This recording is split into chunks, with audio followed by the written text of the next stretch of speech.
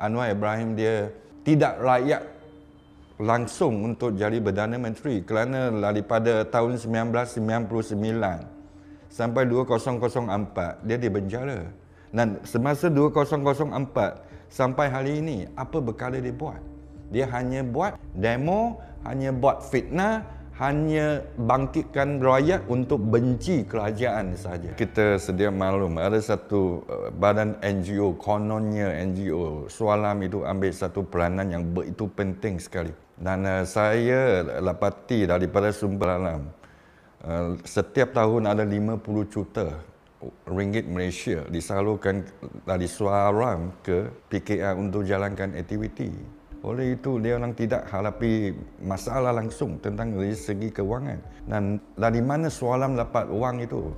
Dari 9 yayasan di Amerika Syarikat, England dan Arab Saudi. Dari parti kita tubuhkan, ada 32 orang sebagai mengasas parti. Hingga hari ini, saya hanya tinggal 3 orang. Wan Azizan dan beberapa orang lagi. Dan Tian Chua. Kenapa kita tinggalkan dia? Kerana kita nampak perjuangan itu bukan perjuangan yang jujur. Dia perjuangan berkearah hanya kepada seorang aja. Oleh itu saya nampak parti ini ialah parti keluarga. Dan sia-sia kita berjuang untuk dia. Dia ada agenda tersembunyi. Sampai hari ini kita boleh nampak banyak perkara berlaku. Dia tak peduli agama, bangsa, tujuan dia mesti ke Putrajaya. Itu sahaja. Dia memang cakap sendiri bersih dan saya anggap dia yang paling tidak bersih sekali. Tidak jujur tentang apa-apa pun, apa perkara pun. Case arsenik. Masa itu dia beritahu kita ada satu berancangan yang hebat untuk rapatkan rakyat berkumpul. Kononnya dia dilacuni oleh Tun Mahathir untuk pastikan dia akan mati di dalam penjara. Tapi hari ini saya nak dedarkan benda ini memang tak ada. Kita tinggalkan dia bukan dibeli oleh sesiapa. Dr. Chandra Mustafa, orang itu bukan orang biasa.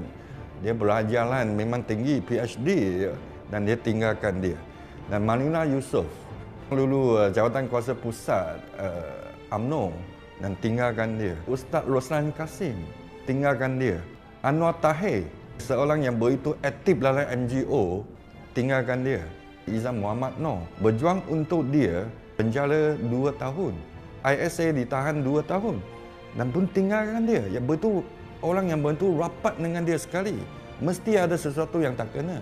Anwar Ibrahim, dia buat banyak benda. Dan adakah Natin Sri pentingkan suami ataupun pentingkan rakyat cerata di Malaysia?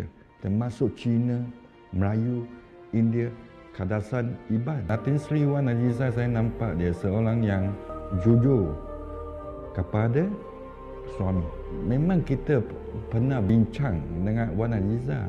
Dan Wan Azizah pun ada beritahu sedikit masalah tentang Anwar Ibrahim. Natin Sri, banyak rahsia dia disembunyikan hingga hari ini.